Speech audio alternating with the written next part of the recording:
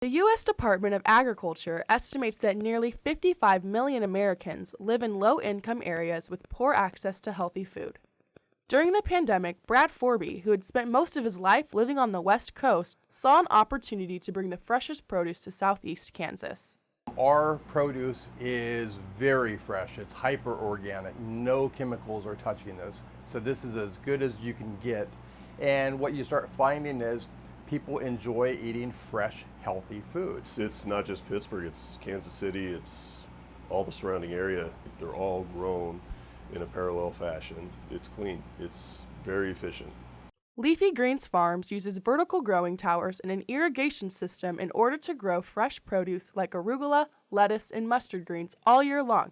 Although the storage container has been successful in growing the plants, the farm faced some challenges in the beginning stages. This was the very first farm of its kind in Kansas.